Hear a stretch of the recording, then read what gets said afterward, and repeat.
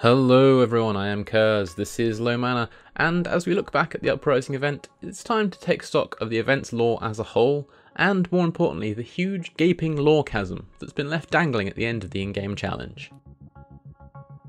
Other channels out there have been doing a great job at predicting what event, map, or character we might be getting next, but we mostly care about the lore, as you know. Effectively, everything we know about this event comes from two key sources, the Uprising comic and the in-game event itself.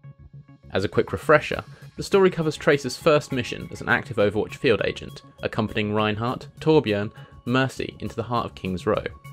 And this is a King's Row at war, under the almost complete control of Null Sector, Omnic terrorists apparently seeking to push back hard against the government-backed anti-Omnic hatred and segregation. All of this set against the backdrop of an Overwatch in its final year before its ignominious end, UN investigations, and a recalcitrant British government. What we are missing though is any real sense of conclusion, or any answer to what happened next. The in-game event merely leaves us with Null Sector have been defeated, which is great and all, but what exactly does that even mean? Let alone answers to some of the other huge questions that are left hanging. Let's run through the biggest ones we want answers to, and if you think we've missed any out, then let me know in the comments below.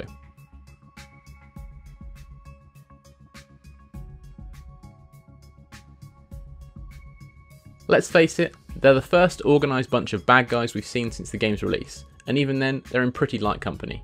We have Talon, the obvious big bad, but beyond that we only have the shady dealings of numerous corporations, or the chaotic shenanigans of groups like Los Muertos or the Junkers to sink our teeth into.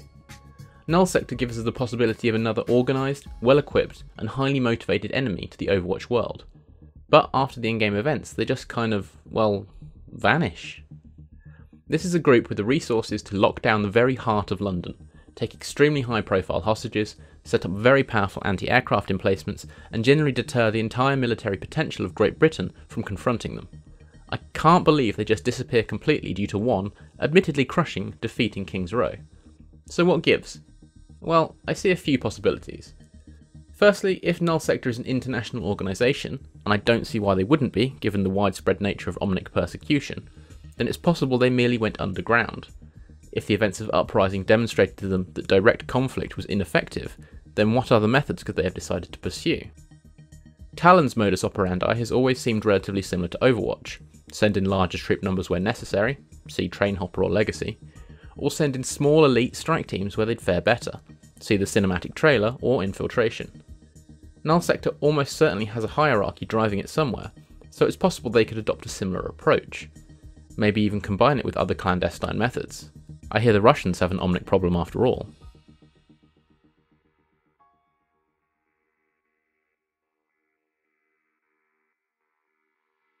A huge part of the comic that hit before the event focused on the overwhelming political pressure on Overwatch and Morrison. From investigations into Cairo, an event I want more info on already, problems with Blackwatch, who must only very recently have come into the public eye, scrutiny from the UN and Director Petras, through to the outright refusal of any assistance from the UK government, Morrison was visibly carrying the weight of the world.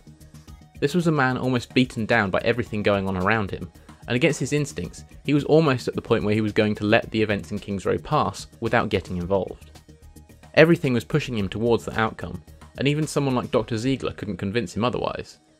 Indeed, if not for that one discussion with Tracer, it's likely Overwatch would have left the problem to the UK.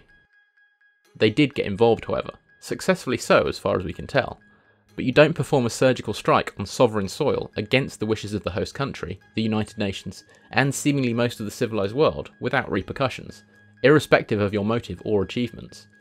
As I mentioned, this is a mere year before the base we see in the comic gets reduced to rubble, and Overwatch as an organisation ends. It seems certain that the fallout from the King's Row Uprising event contributes to that, but in what way? Was this the event that triggered the creation of the Petras Act? Were they actually credited for their actions? In this, I'd have loved a little post-credits animation by Neskane, in the same vein as the introduction we get before every round. What do you think happened?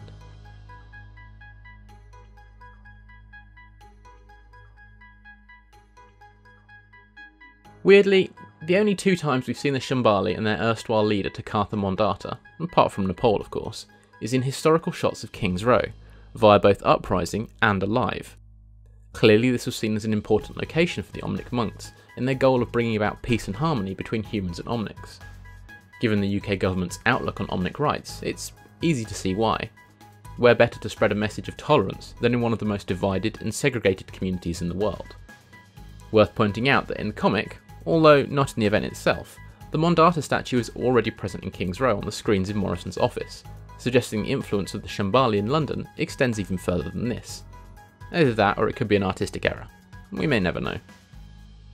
In regards to the UK itself, depressingly, they don't appear to have moved on that much since the events of Uprising. While Omnics appear to be relatively free in reflections and in Alive, in-game the streets are still adorned with anti-Omnic graffiti and posters. The aspirational image of Turing Green, where Mondata broke ground, has turned into the underworld, an industrial hellscape when compared to the pleasant greenery of the initial design. What happened following Overwatch's intervention that led to this, I wonder? After all, this was a government that was, for all intents and purposes, ignored by Overwatch, with surgical strikes being carried out against its will on its soil. If that happened in the current world, where we live now, the political response would be swift and harsh, so imagine it in a world as divided as Overwatch is. How much influence do you think the UK had in the subsequent investigation and fall of Overwatch because of this?